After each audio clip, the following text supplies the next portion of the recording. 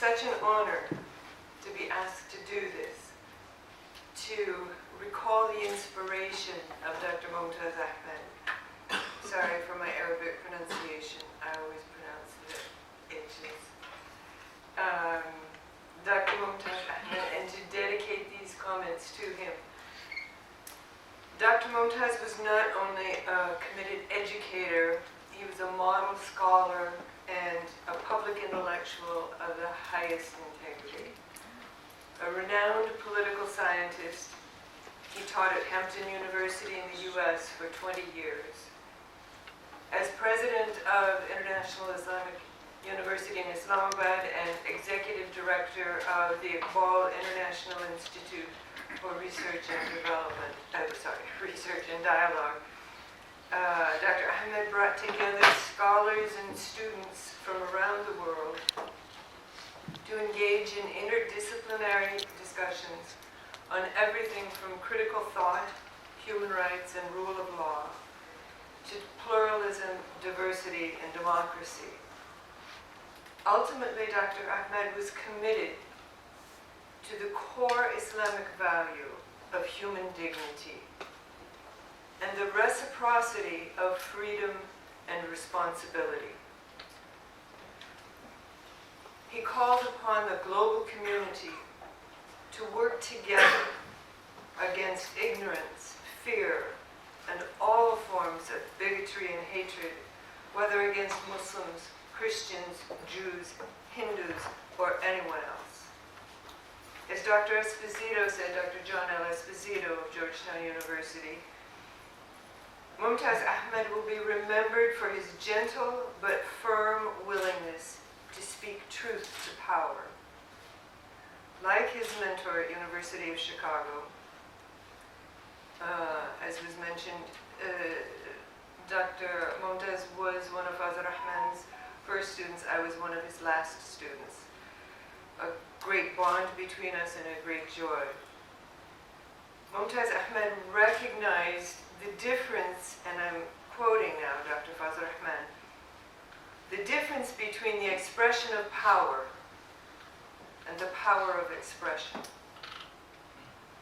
And reflecting the inspiration of Allama Iqbal, he knew how important it is for all of us to take responsibility for shaping our own destinies and the destinies of our societies. For in each atom slumbers the power of the self, as Allama Iqbal put it. The greatest tribute we can pay to Dr. Mumtaz is to carry on his work. And so tonight I've been asked to address this question raised by the title of a book, Is Islam an Enemy of the West? I resisted the title. It's a ridiculous question, but the publisher forced it on me. It was part of a series of questions, great questions of the 21st century, but the publisher also indicated that it's the way people think. You have to address the way people think. So that's the title. But how can an ancient global religion be an enemy of a modern geopolitical construct? It's apples and oranges. It's absolutely ridiculous. But if you listen to ideologues on both sides, there seem to be a few good reasons to believe that Islam is an enemy of the West. For Euro-Americans who claim that Islam hates us, as President Trump put it, and for people who accept that there is a clash of civilizations, another ridiculous phrase. The phrase itself is ridiculous. But there are people who accept these things because their views are informed by well-publicized threats from terrorists claiming that their religion commands them to either kill or convert everyone. And that kind of discourse started even before 9/11, even before September 11th, 2001, when those 19 Saudi and Egyptian terrorists attacked the US, every year since the 1979 Islamic Revolution in Iran, every year that revolution is commemorated, with marches through the streets and people shouting, Bar America, death to America. And these are well publicized in American TV. The leader of the 1979 revolution, Ayatollah Khomeini, called the US the Great Satan. When bin Laden founded Al-Qaeda in the late 1980s, it was specifically to fight the US because he believed that the US was behind all the troubles, as Junaid and I were talking about, behind every bad thing that happens anywhere on earth, especially in Muslim-majority communities. In 1996, Osama bin Laden published a message declaring war on the Americans occupying the land of the two holy places, 1996. In 1998, bin Laden issued another message. He called them fatwas, but we know the status of that. Another message, this time ordering Muslims worldwide to kill Americans and their allies, both civilian and military, and take their money too. He said this was the duty of every able-bodied Muslim in any country. American troops are doing the work of the devil, he said. And since the US is a democracy, then all Americans bear responsibility for the deeds of their government. Less than 6 months later, Al-Qaeda operatives detonated truck bombs in 2 US embassies in East Africa, killing over 200 people. After 9/11, bin Laden was at it again, gloating over the successful attacks in New York and Washington. He warned Americans that their crusade was doomed to failure because history shows, he said, that Muslims destroy all evil empires. A phrase that he stole from President Ronald Reagan, who had used it to describe the Soviet Union. And then bin Laden predicted that if the US doesn't change its policies, the Muslim people would destroy it next. The 9/11 atrocities killed nearly 3,000 people. They were followed by terror attacks in Madrid in 2004, killing nearly 200. London in 2005, killing over 50 people. Neither Madrid nor London was claimed by Al-Qaeda, but they were undoubtedly inspired by them. In 2007, bin Laden issued another letter to the US saying Americans should be attacked because, quite simply, America is the worst civilization witnessed by the history of mankind. So if Al-Qaeda represents Islam, it would seem that Islam is an enemy of the West. And since 9/11, anti-West Muslim groups have multiplied by a low exponent, but there have been a few others. In 2002, the Nigerian terrorist group Boko Haram burst upon the scene. They began as a social justice movement in impoverished northern Nigeria, then called for strict Islamic law in that region. But within a few years, they were calling for control of all of Nigeria, Africa's largest country. 2015, Boko upped the ante, announcing that Nigeria was only the beginning. From there, they would expand all across Africa and use it as a base to take over the entire world. This is what Boko Haram was going to do. And anyone who doesn't submit to their interpretation of Islamic law either had to die or become a slave. You see. Boko Haram has since pledged allegiance to the most successful terrorist group so far, at least militarily, ISIS, which was founded after the US invaded Iraq in 2003. Recently deceased ISIS leader Abu Bakr Al-Baghdadi insisted that this group is the vanguard for global Islamic domination. Islam, he says, is locked in a final showdown with kufr, with disbelief. The time for peace is over, he declared, until the entire earth submits to his interpretation of Islamic law. Al-Baghdadi said that Muslims must wield the sword. That's the way it must be until the last judgment, to Judgment Day. And then there were the attacks, the sort of random attacks. I don't mean to diminish the losses of lives in any attacks, but they were rather random attacks in Paris, Brussels, Boston, San Bernardino, Barcelona, Manchester, Nice, New York. So if people only know the headlines, then it's understandable that they think that Islam is an enemy of the West. Like, for example, leader of the Dutch right-wing Party for Freedom, Geert Wilders, who called the Quran, because he only knew headlines, he called it the Islamic Mein Kampf. He wants it banned from the Netherlands. Like US President Wilders also wants Muslim immigration stopped. Otherwise, within 20 years, Wilders says Muslims will control the continent and impose what he calls their sick and fascist ideology because he only knows headlines. He says Islam is at war with the West. French politician Marine Le Pen agrees. She also wants to end Muslim immigration from France's former colonies in North Africa. She says it's like a Nazi occupation of France and threatens the survival of French civilization. American blogger Robert Spencer warns that the U.S. is preparing the way for its own destruction by allowing Muslims into the country.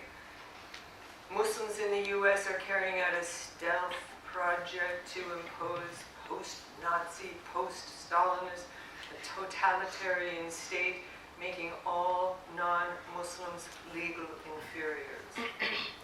This is the stealth jihad, which he publishes about.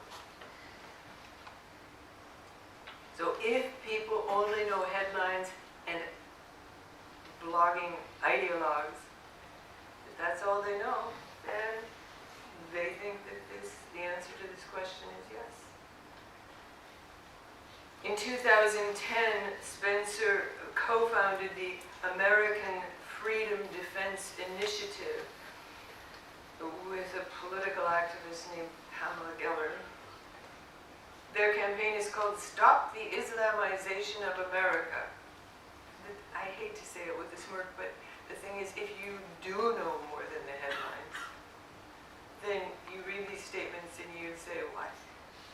It just is so ridiculous.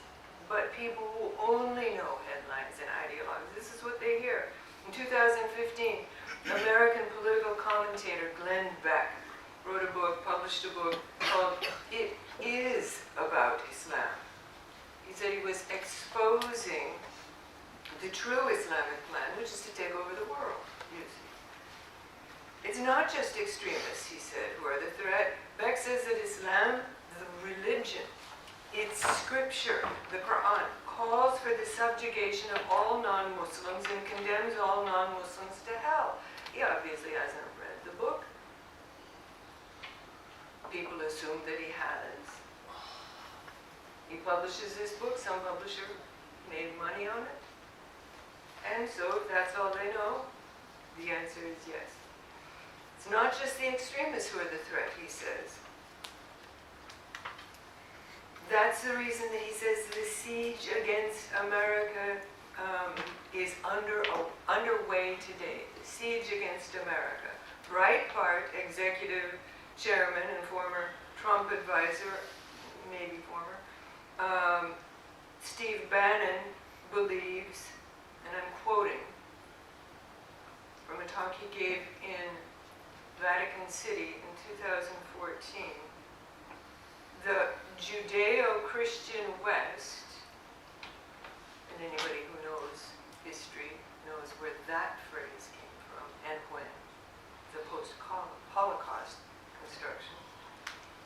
The Judeo-Christian West is locked in a struggle for survival against barbarian Islam that will completely eradicate everything that we've been bequeathed over the last 2,000, 2,500 years. Clearly not a historian. This is the 21st century, Steve. The year of our Lord. So again, if you know only the headlines and social media posts and bloggers, you have reason to be afraid, or at least extremely confused. But if people look beyond the headlines, there are good reasons not to believe that Al-Qaeda, Boko Haram, and ISIS leaders are Islamic leaders, or that they represent Islam, the religion of over 1.7 billion people worldwide. For one thing, the vast majority of the victims of Muslim terrorists are Muslims. In Iraq, Syria, Pakistan, Afghanistan, Somalia, Yemen, Nigeria, we could go on.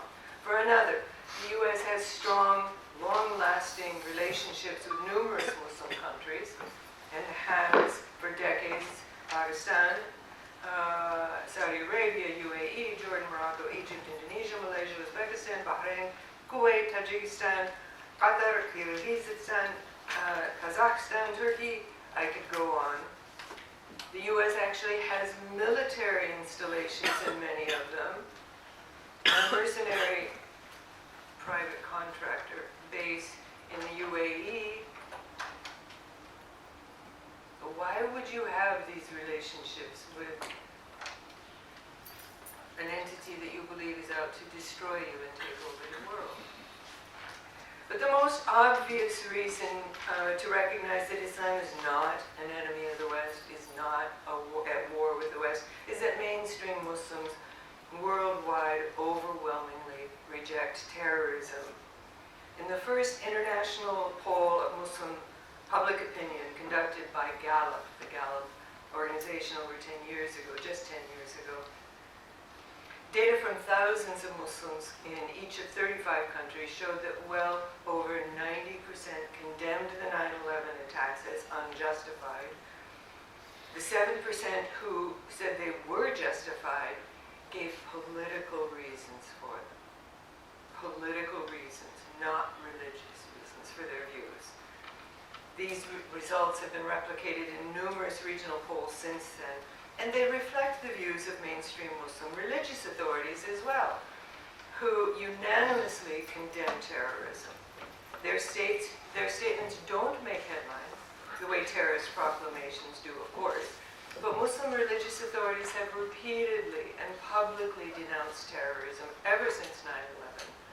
University of North Carolina sociologist Charles Kurtzman began documenting these statements just after 9/11. He hasn't kept up in the last few years, but you can find it, Statements Against Terror, at UNC, under Charles Kurtzman's name, unc.com.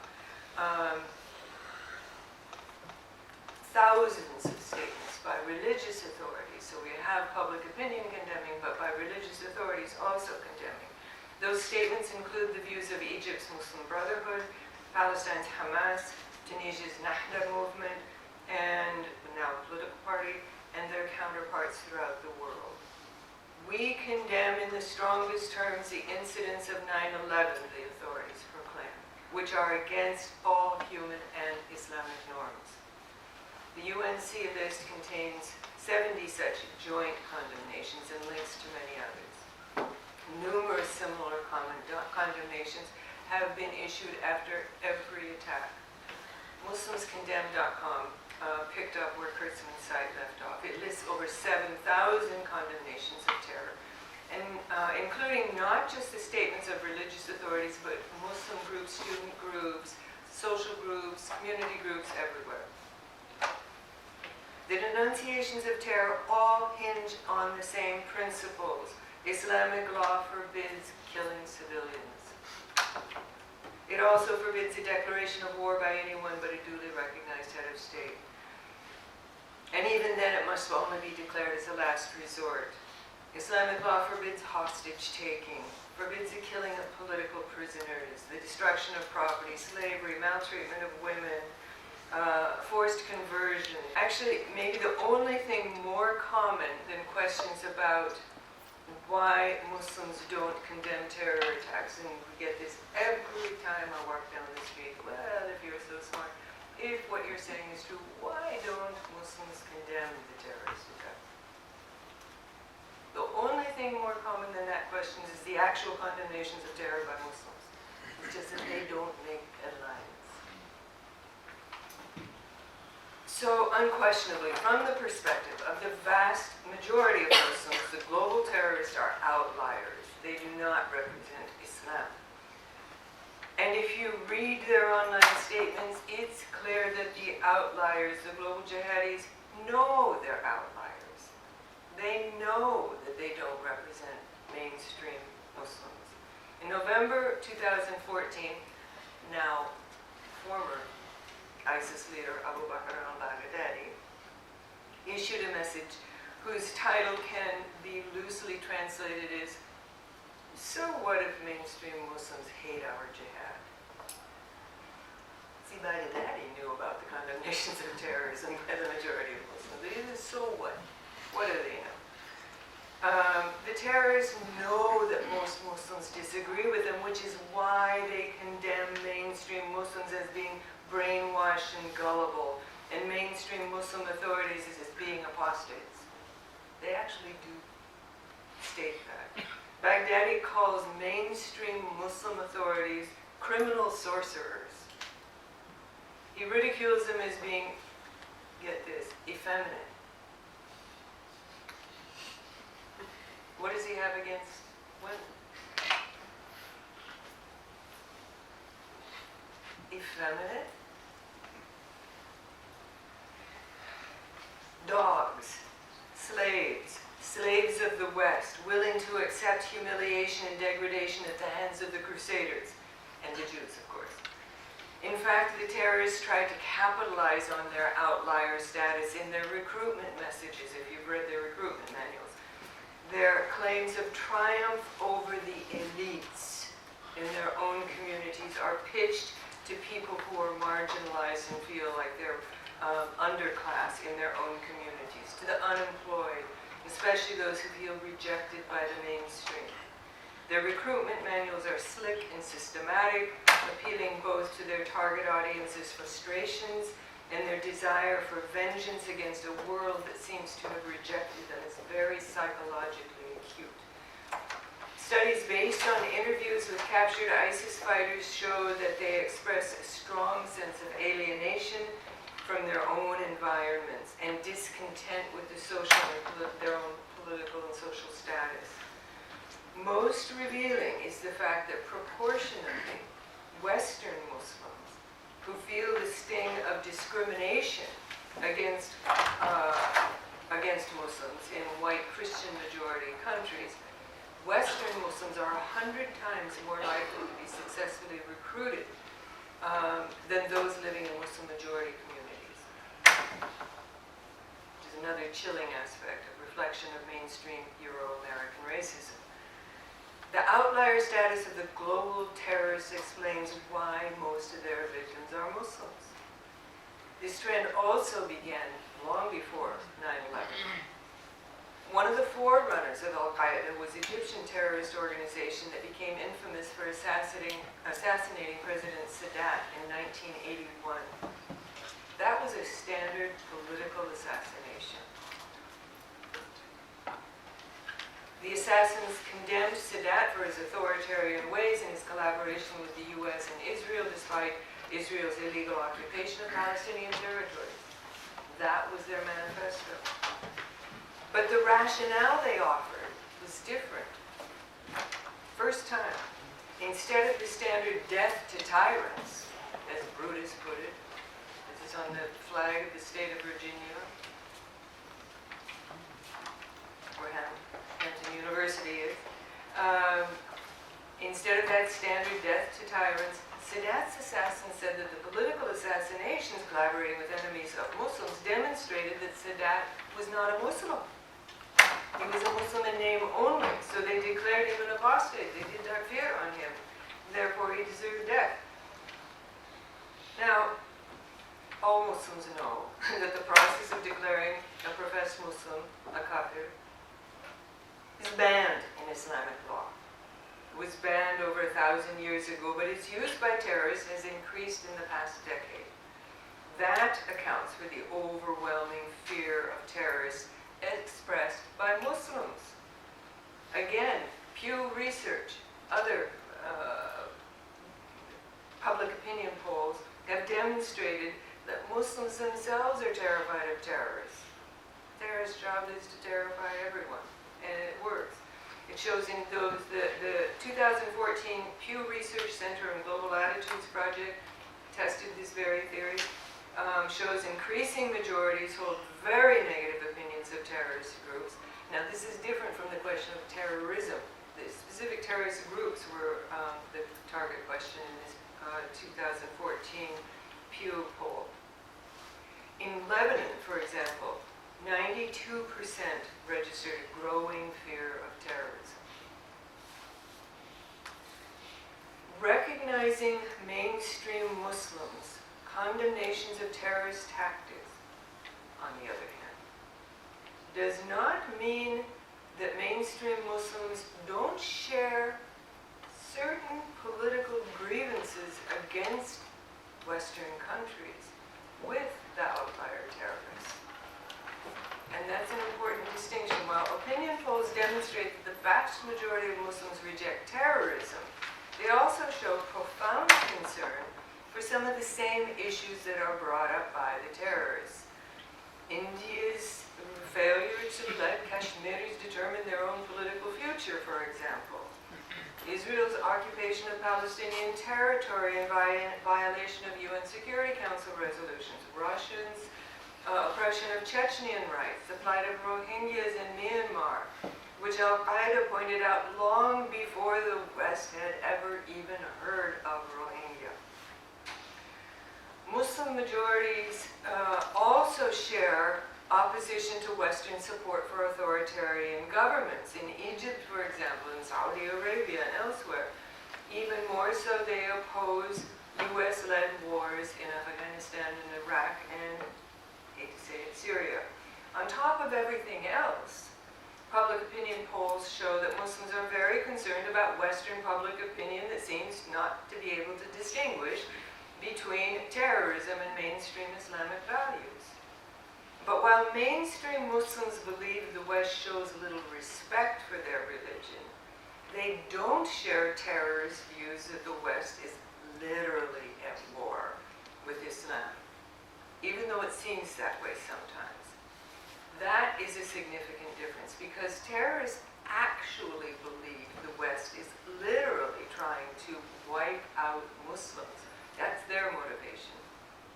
So they see their anti-West campaigns as actually defensive. Majority of Muslims don't see it that way. Most Muslims aren't against the West, even though they, like many non-Muslims, are strongly opposed to certain Western political policies. So the major differences between mainstream Muslims and terrorists is not in political concerns. The major difference between Muslims and non-Muslims is not in political concerns. We all share these political concerns. The difference lies in how people understand those issues, the goals they formulate, and the strategies they use to achieve their goals. Like any other people, Muslims want just and effective governance. Most Muslims express support for representative government, government by consent of the governed, rule of law, human rights. They believe that these are completely in accord with Islamic principles. But instead of attacking the West in order to achieve their goals, a majority of Muslims work peacefully at local, national, and international levels to achieve their goals. Terrorist attacks, wars, and revolutions make headlines. What doesn't make headlines are the strong, ongoing efforts, daily struggles at political reform, efforts to promote human rights, rule of law, social justice, democracy, economic development, These have been going on gradual steps, day by day, month, year by year. Gradual efforts have been going on for over 100 years when most Muslim majority communities were ruled by European colonial powers.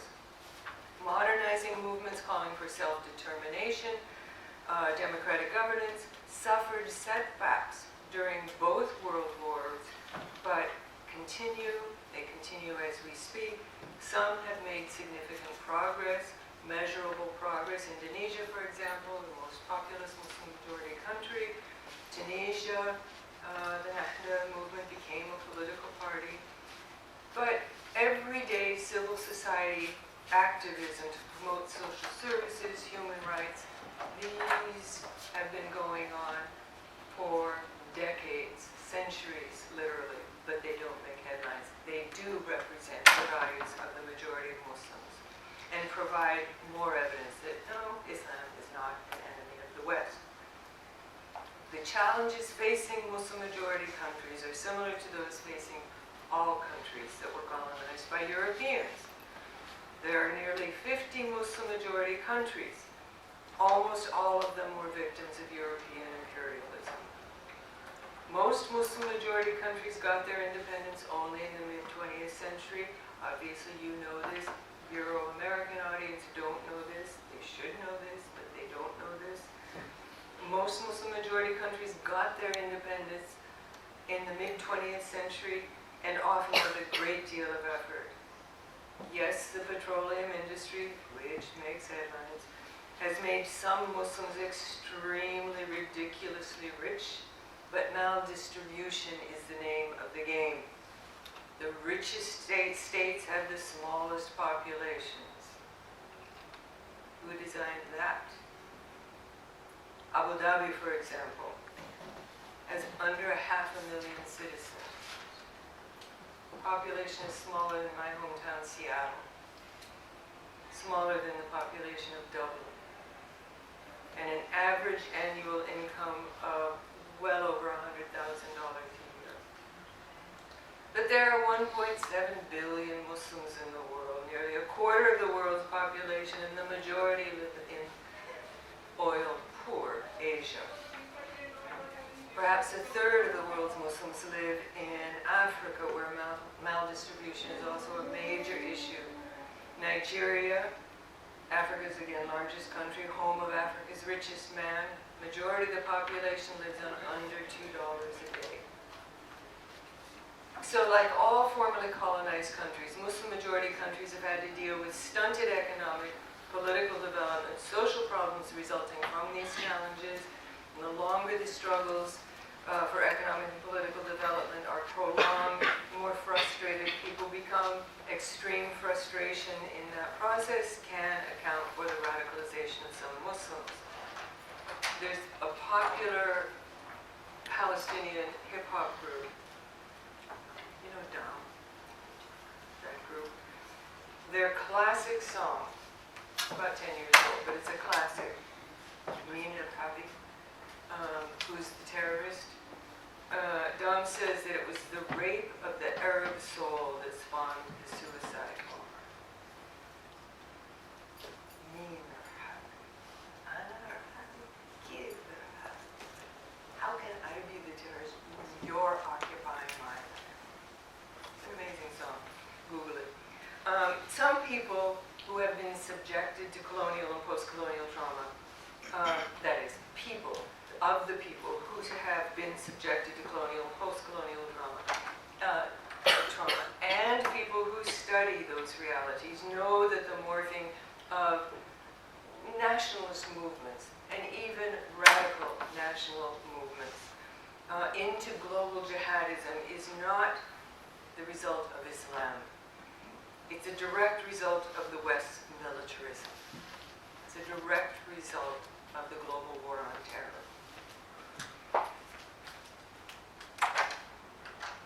It's also the result of the manipulation of garden variety extremists by some unscrupulous governments for their own ambitions. The majority of Muslims are not radicalized, but understanding what motivates both terrorists and mainstream Muslims and the profound profound differences between their strategies allows us to make sense of what seems to be the explosion of global jihadi groups. It allows us to distinguish between mainstream agendas, whether expressed in Islamic terms or not, and radicalized militant movements that only add to the list of challenges faced by the majority. It allows recognition that Islam is not an enemy of the West, and that making policy based on that assumption is counterproductive. It opens space for discussion of what would be effective ways to deal with the terrorist threat. Most Muslims are opposed to foreign interference in their countries. Foreign intervention has not been effective, obviously, in reducing terrorist attacks. We all know there was no ISIS before the U.S. invaded Iraq. So recognizing the values of Muslim majorities, human rights, civil rights, economic development, rule of law, peace, dignity, indicates that a far more effective way to combat terrorism would be working with global partners to address people's legitimate political grievances, as Dr. Mumtaz always told us. Forging alliances with regional governments to enhance human security is the best way to counter terrorism, Islamic or otherwise. Wise veteran statesman Prince Hassan of Jordan put it this way: human security, the right to a decent livelihood, freedom from want, freedom from fear, freedom of speech, freedom of worship, what FDR, Franklin Delano Roosevelt, called the four freedoms, what Sharia calls human rights, maqasid al-Sharia, the objectives of Sharia. These are absolutely essential to political security. They are essential to human security. They're the most effective way to counter terrorism.